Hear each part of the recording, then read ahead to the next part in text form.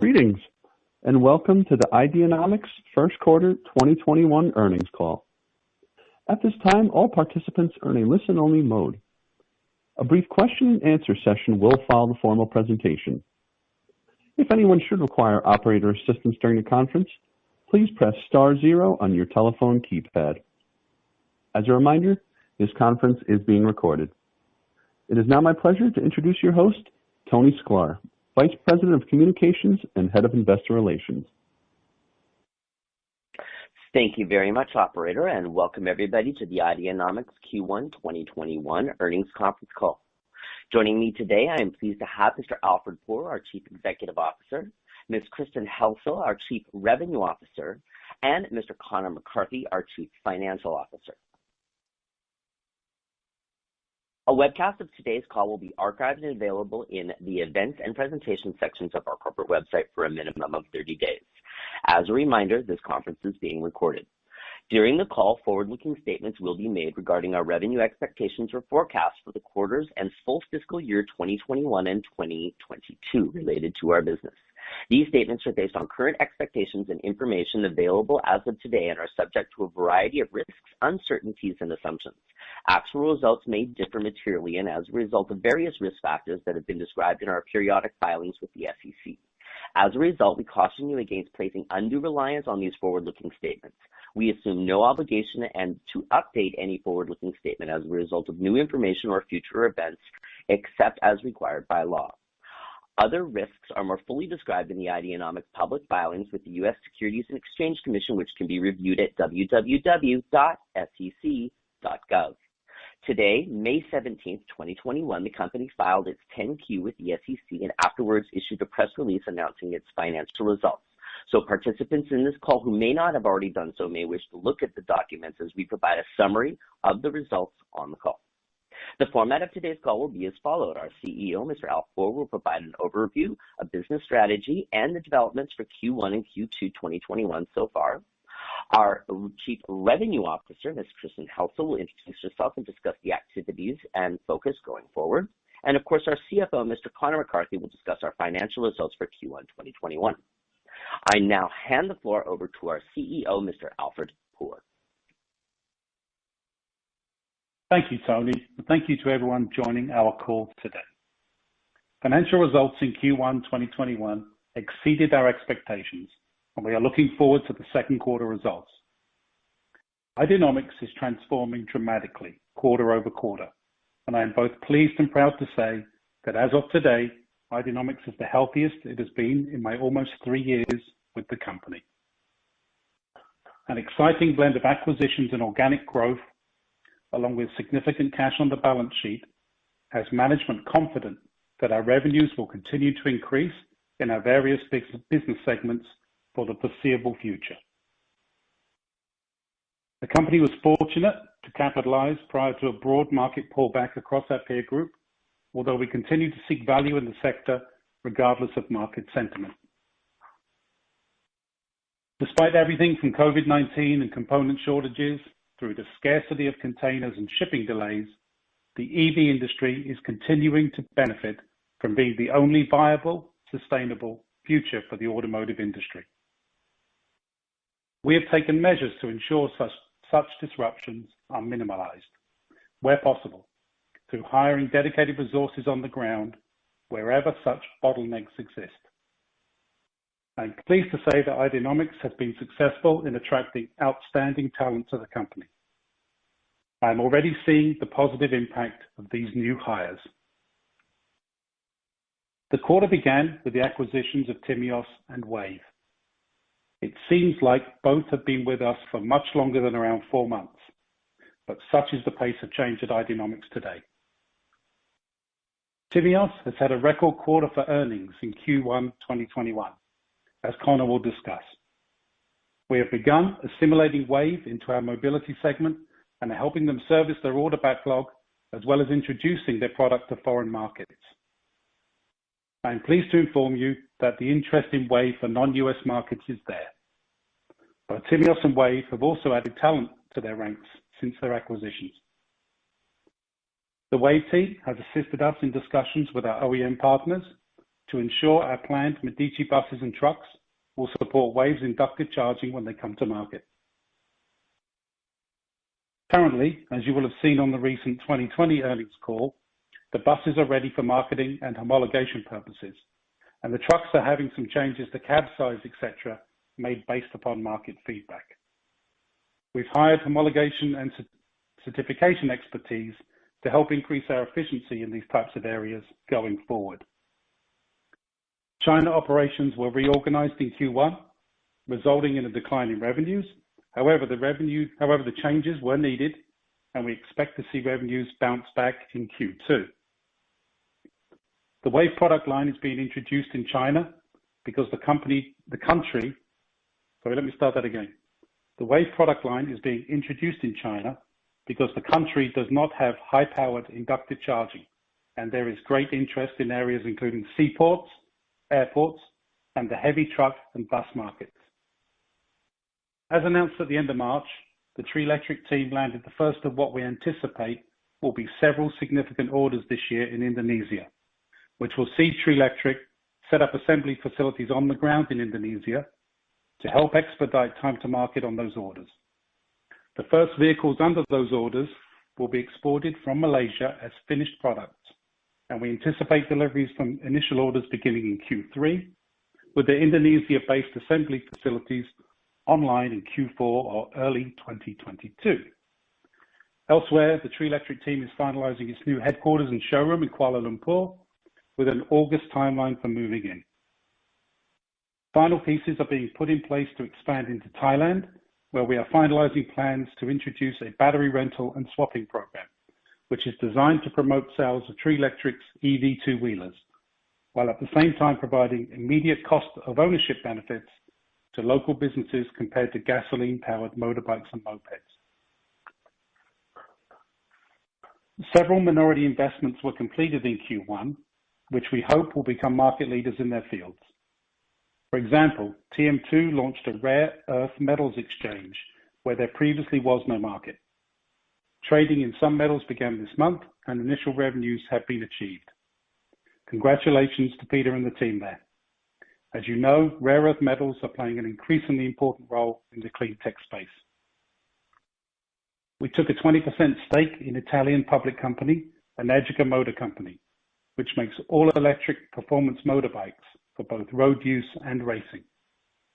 I'm pleased to say that the value of our investment has increased some 50% since we closed the transaction, but for me, Energica is more than an investment, and I'm excited with the synergies being developed between our companies. We made an investment in Silk EV in the first quarter, which has since unveiled their S9 hypercar with Hongqi at the Shanghai Auto Show, where it received a tremendous reception. The Silk team is a fusion of US, Italian, and Chinese automotive design and engineering, and they're bringing together what we believe will be a hotly anticipated entrant into the hypercar market in 2023. The Silk investment brings with it leading edge in introducing new charging and battery technologies in production vehicles.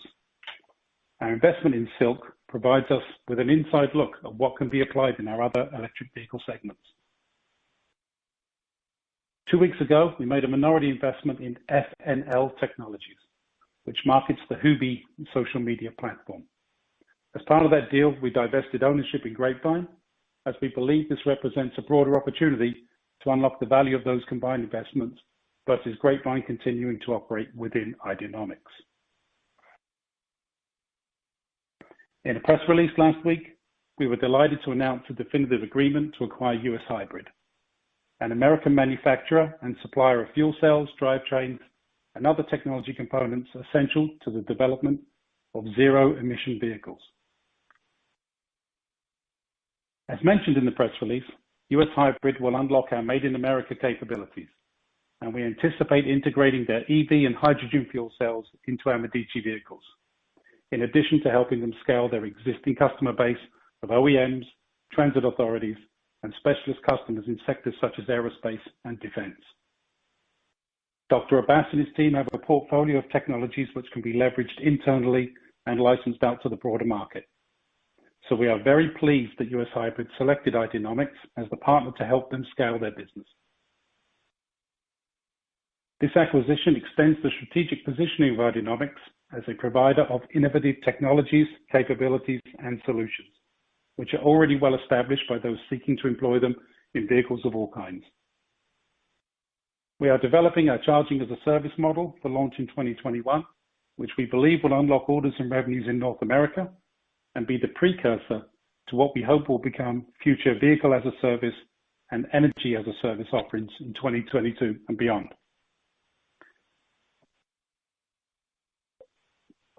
Vehicle as a service would migrate fleet operators over to an entirely OpEx-based model and enable them to achieve the pay-per-mile model they have desired. While Wave services its backlog, we are looking to add sales from existing customers in addition to new orders to increase revenues in 2021.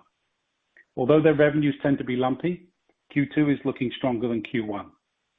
We are hoping to get the charging as a service offering in place for Wave customers this year to help smooth out lumpiness in quarter-over-quarter revenues by replacing upfront payments with recurring, predictable monthly revenues.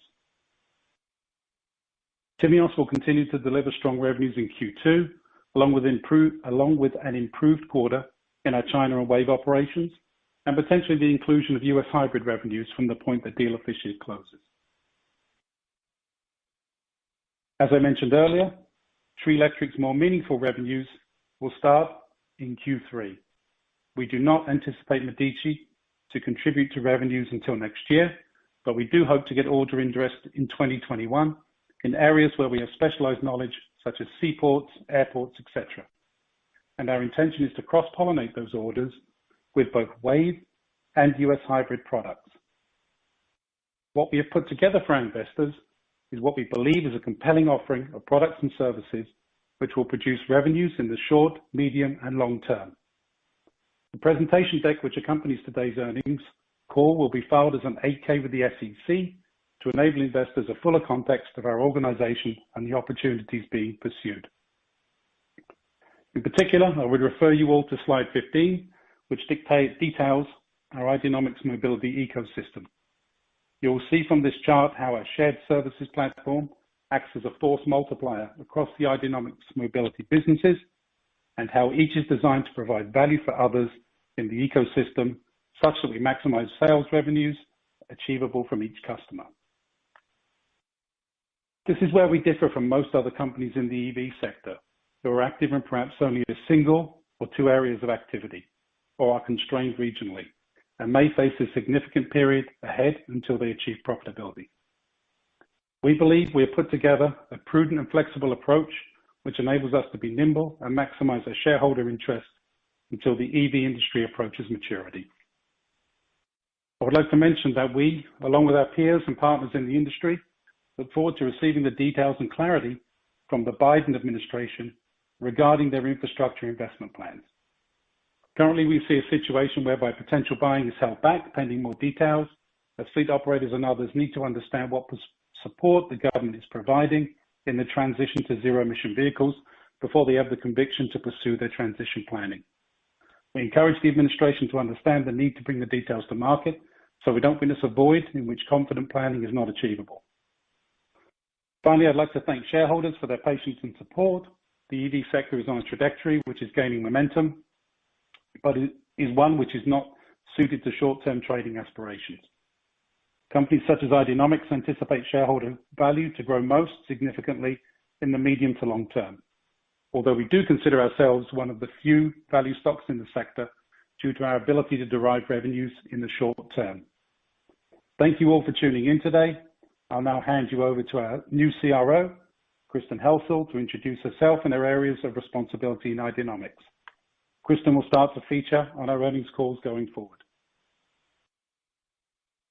Thank you, Ralph. As a very brief introduction, I recently joined Ideanomics as the Chief Revenue Officer. I have both a technical and business background and have scaled a number of companies in the EV and clean tech space over the past 12 years.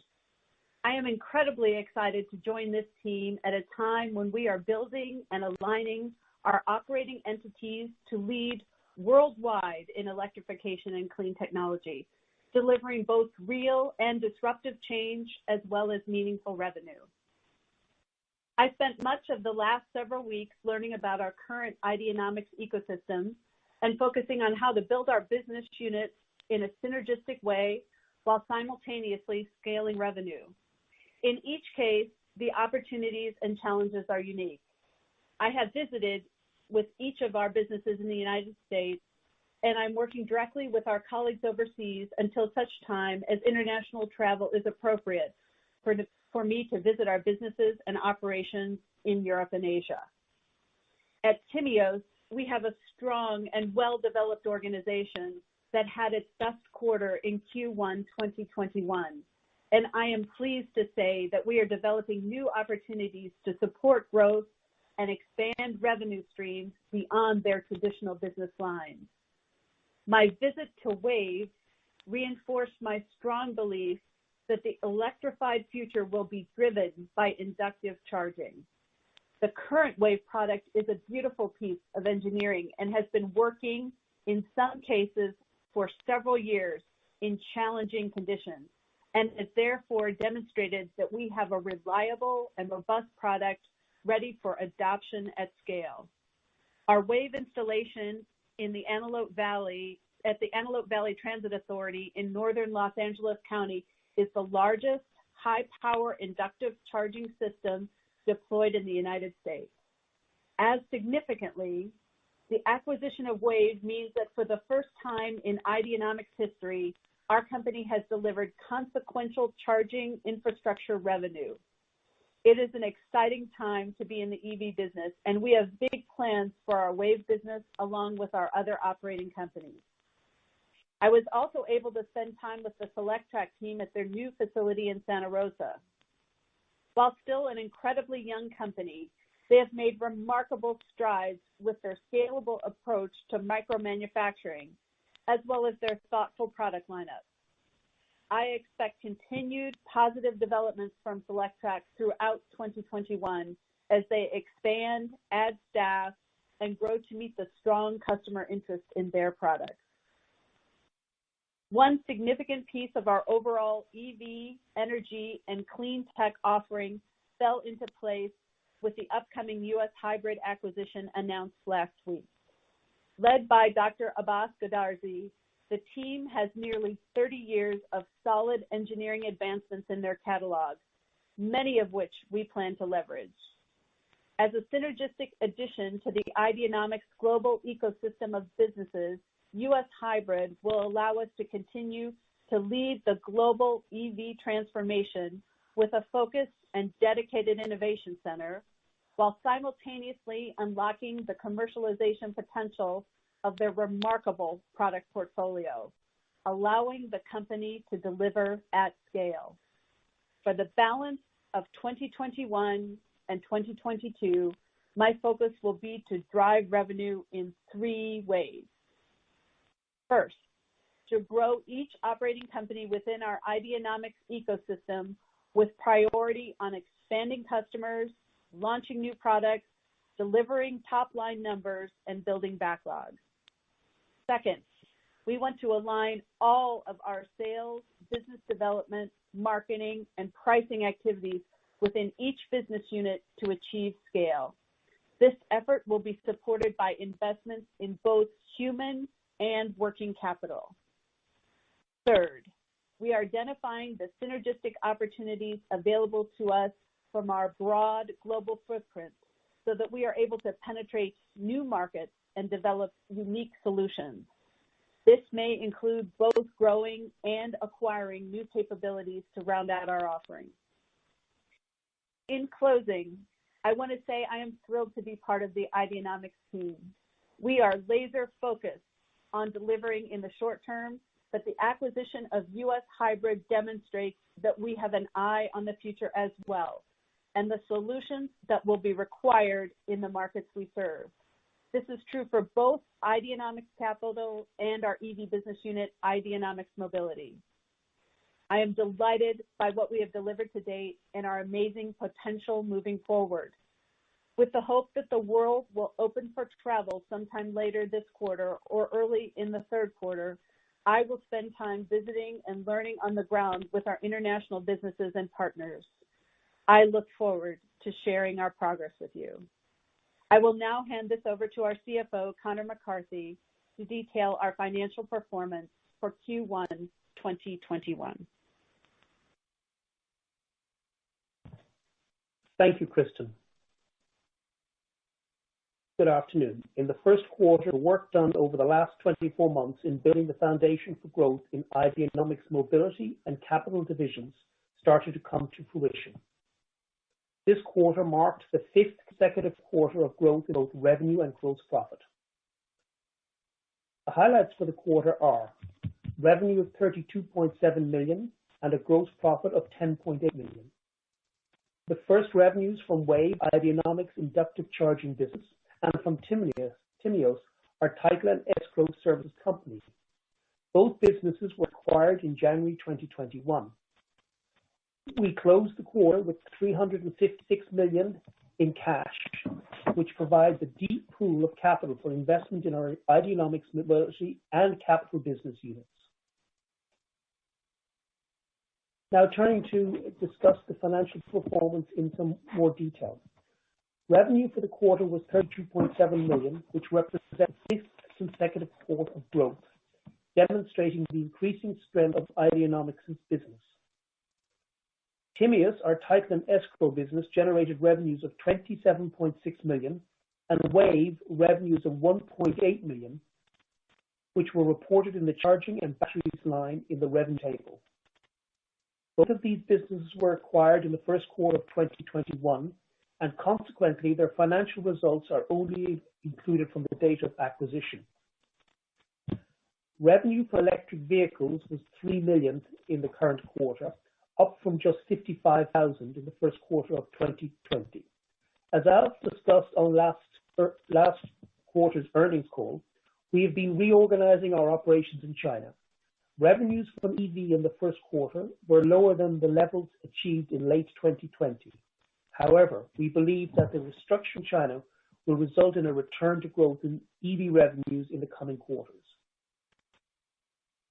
Gross profit for the first quarter was $10.8 million, which represents a gross margin of 33%. Operating expense for the first quarter was $23.8 million as compared to $9.5 million in the prior quarter. The increase was due principally to the inclusion of the operating costs related to the Timios and Wave acquisitions and a charge of $5 million arising from the settlement of a class action lawsuit.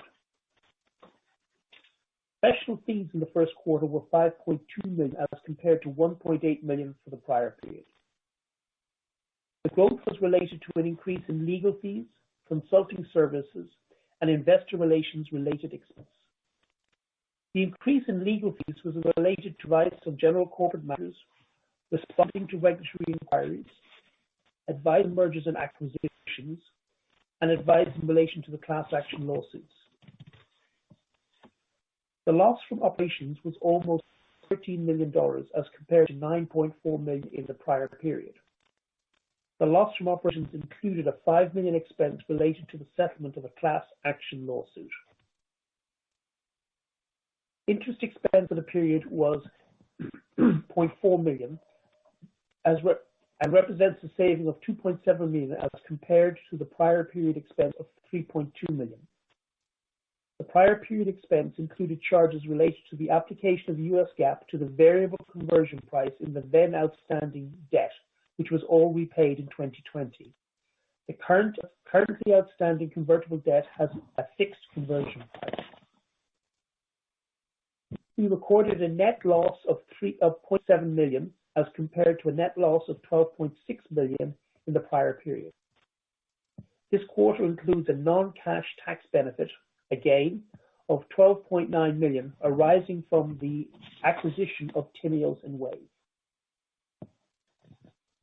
To conclude, the results for the first quarter demonstrate that the work over the last 24 months to build out the company's sales to financing to charge, S2F2C business model is bearing fruit and the company is poised for rapid growth. Milestones achieved in the first quarter include cash of $356 million on the balance sheet and an attractive line of acquisition opportunities. We recorded our fifth consecutive quarter of revenue growth, recruited the additional team members in the US and China that we need to capitalize on the opportunities in the EV sector in general, and integrate Ideanomics assets into a complete end-to-end offering for our EV customers. In summary, Ideanomics is very well positioned to take advantage of the great opportunities ahead of us. That concludes my remarks, so I'll hand it back to Tony. Well, thank you very much, Connor. That concludes the prepared remarks by management, and I know this is everybody's favorite time, our Q&A session. So, Victor, if you wouldn't mind, operator, if you could give folks the instructions on how to or raise their awesome hand. Thank you. Ladies and gentlemen, we will now have our question and answer session. If you would like to ask a question, please press star 1 on your telephone keypad. A confirmation tone will indicate that your line is in the question queue. You may also press star 2 if you would like to remove your question from the queue. One moment, please, while we now poll for questions.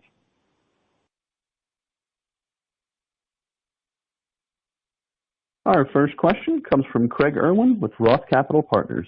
Please proceed with your question. Good evening, and congratulations on the strong quarter. Impressive. Thank you, Craig.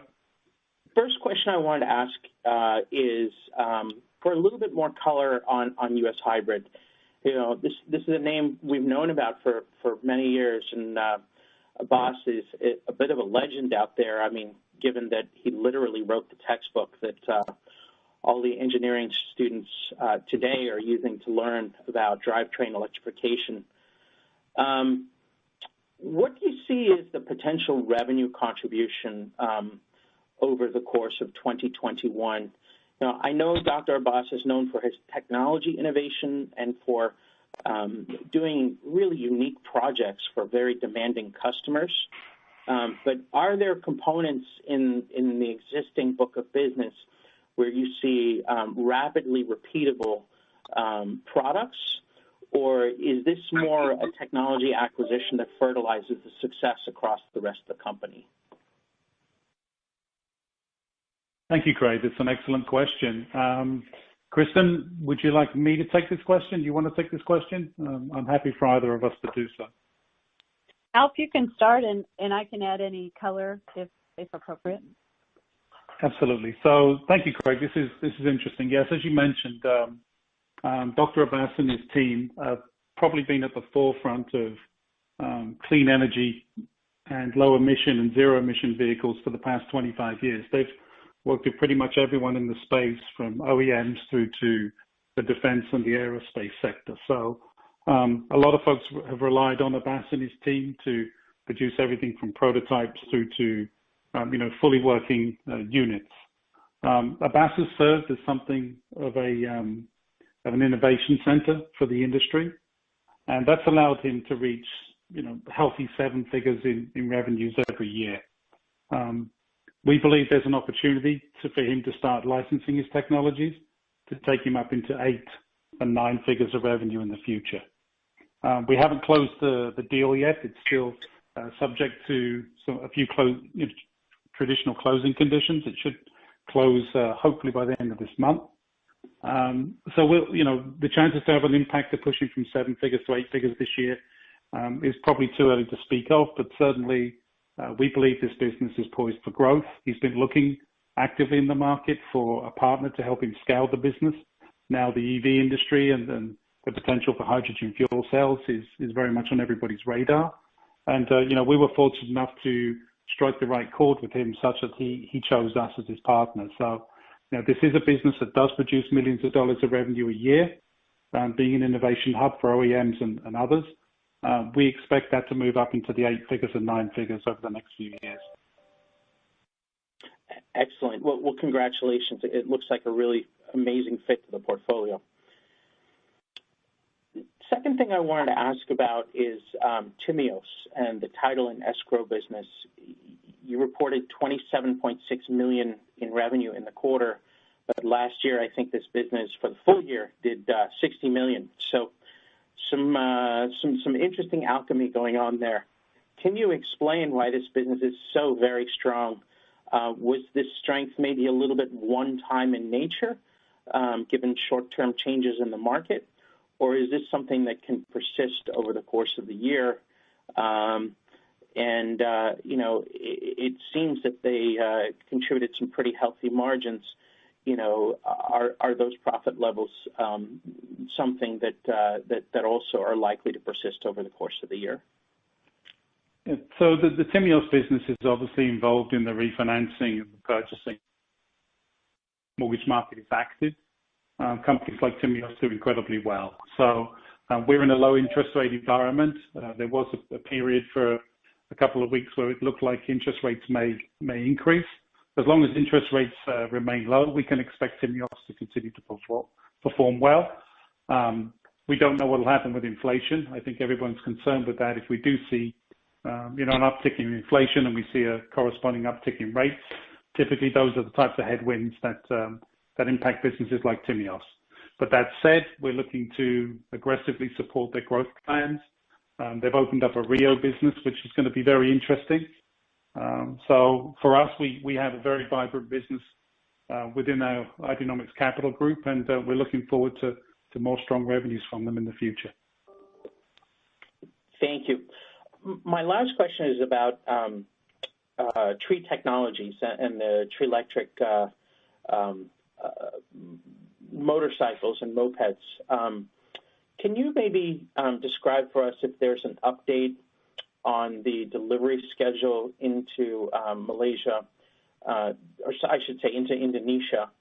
And have you sketched out the potential capital needed to build the new assembly plant in Indonesia for when much larger volumes are being shipped? Yeah, so I'll address the first part of the question. The second part is a conversation that's more in tune with Connor and his CFO at Tree Electric, Richard Tao. We were quite wise to say that the deliveries wouldn't start until early Q3. There was an opportunity perhaps for the deliveries to begin before that, but obviously, as you know, Craig, the international supply chain in any part of automotive, which includes motorbikes and mopeds as well, has been impacted. Things are moving a little slower. We don't foresee any delays beyond that original July timeline we were starting to look at. So we think in terms of the vehicles being delivered from Malaysia as finished product into Indonesia, that will begin in Q3 as we previously said. In terms of the assembly facility, this is going to be light assembly. So the vehicles will be coming in, and this isn't a heavy assembly of subcomponents. This is putting on the wheels, putting on what they call the fairing, the plastic siding around, inserting the battery, putting the seats in, that type of thing. So the facility shouldn't cost us more than a couple of $1 million US to put in place, and we're looking at some facilities now. I don't know if you have any further comments, Connor. Your comments right on the money else, and this is light assembly. The bikes.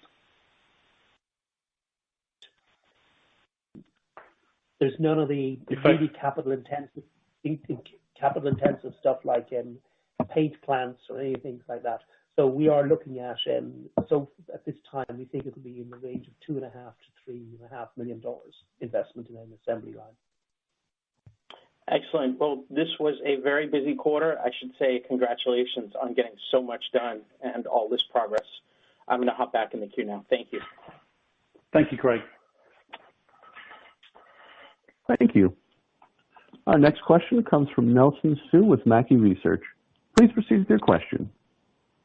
Hi, everyone. Congratulations again on your great quarter. My question is, thank you. The company has been doing quite a bit of strategic planning. Are you going to continue investing in human capital, and where will be the focus of that? Human capital, of course. I mean, as our revenues grow, every business needs to grow the amount of people internally to service it. We've acquired some tremendous human capital through the WAVE team as well as the US Hybrid team recently. So in terms of innovation, I think we have a strong team there. We are filling out a number of open positions within Ideanomics. but more broadly throughout the management and general tiers of the company. We'll continue hiring people, but I think we're coming close to the 2021 kind of open candidate roles that we had. Our HR team's been very pleased with the ability to bring people in, and I think we're pretty close to closing out the open roles that we approved. Okay, great. Thanks for answering my question. Thank you.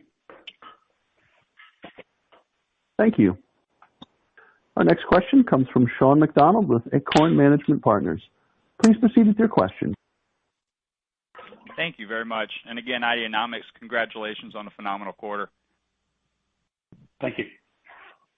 One thing that I would like to note, actually, I guess my question would be twofold. Regarding your newest asset, US Hybrid, granted that a lot of the revenues have been generated from some of your phenomenal acquisitions over the last year, I would assume that US Hybrid fits well in the portfolio, not only for generating revenues, but for being integrated into your already existing components and portfolios. So, and I apologize if you had touched on this, but maybe from a high level, integrating these fuel cells into your own vehicles, could you explain a little bit of that process? And then once that transition is complete, are you going to allow US Hybrid to generate their own additional revenues from products and services on their own drivetrain components, or will this be fully folded into Ideanomics? Thanks very much for your question, Sean. I did mention this in the preamble. US Hybrid and Wave are very strategic acquisitions for us because of our focus on the commercial vehicle sector. Both of them offer us the capability to cross-sell. So by that I mean when we sell a truck or a bus, we can sell Wave's inductive charging system with it. One of the things that the Biden administration has underscored is that there needs to be a Made in America component. If we do the assembly here and we put in the type of technologies that we've acquired through the acquisition of US Hybrid, such as fuel cells, electric drivetrains, DC-DC converters, these are really, really important key components. And that's what you want to be made in America, because that's the technology. The wheels, the seats, the windows, people don't care about these. These are all, if you think they're all made in America, you have an incomplete understanding of the global automotive supply chain. They're just not. So what's really important to the Biden administration is the tech that they're going to be helping to fund, is that providing American jobs? Is that American innovation? Ideanomics can put its hand up now and say, absolutely, for us it is. So that's why this was a really important stepping stone for us and was a follow-on acquisition that was very deliberate by us in terms of acquiring Wave and acquiring US Hybrid. We couldn't get the deals done in either case as quickly as we'd wanted to, but there could have been a period where they came, the acquisitions were pretty close back to back, but acquisitions always take time, as you know. What was the second part of your question? Sorry, Sean. Sure. The second part of my question was, as US Hybrid as a sole entity has, again, gotten a lot of attention, and, their products and services are so much different than anything out there on the market. So when it comes to actually, transitioning the fuel cells and the drivetrains and the core components into your own vehicles, will you allow US Hybrid to also, pursue additional products and services on their own, or will this be a wholly owned subsidiary exclusive to your vehicles? It will not be exclusive to our vehicles. The intention with US Hybrid is to do two things. One, make those technologies available to the vehicles we sell so they can meet the Made in America requirements, and also make sure that our vehicles are best in class, even if we do end up exporting them to Latin America, Europe, etc.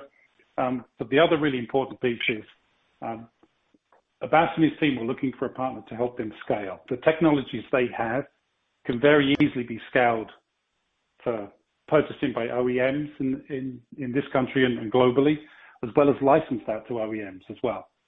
So we see really two threads here. One, keep the innovation pipe going, okay? But then it bifurcates into how we use their technologies and how we can license and sell those technologies and products out to the broader automotive sector. I think I can add some color here as well. What's most important, Sean, is we want Dr. Goodarzi and his team, his innovation team, to keep doing what they're doing. To staying at the forefront of, the EV sector, the fuel cell sector, and all of the things he's done to advance this industry over the last 30 years. What we really think that the second part where Ideanomics can provide some additional support is being able to leverage that commercial opportunity. So taking that huge catalog of products and things we thoughtfully developed, and putting those to work, not only in our products but lots of products in this country and around the world. Great. Well, that makes sense. I appreciate it. Thank you. There are no further questions at this time. I'd like to turn the floor back to Tony Sklar for any closing comments. Thank you very much, everybody. This is all the time that we have today, and this will conclude the Ideanomics first quarter 2021 investors call. Our team is very excited for the rest of 2021. I think we have shown and demonstrated we have come to this particular Q with some very great numbers and excitement, and we will continue to allow our community to reach out to us. If you have any further questions individually, please don't hesitate to send those questions into ir@ideanomics.com. We'd like to thank our listeners and shareholders, analysts, and others who have taken the time to listen to this call. We urge you to refer to our latest SEC filings for any information that you need. This call will be available from our website in the Investor Relations section. You can find the link there. Don't forget to be alerted to our news, events, and other information in a timely manner. We recommend you following us on all of our social media channels, sign up to our newsletter, and explore our website at www.ideanomics.com. I am very excited as well to thank our marketing team and their efforts on not only our new branding, but the amount of content and creation that we are continuing to come to market in social media and other partners that we have brought along the way. Thank you, everyone, for participating in today's call. Thank you, operator. Ladies and gentlemen, this concludes today's web conference. You may now disconnect your lines at this time. Thank you for your participation, and have a great day.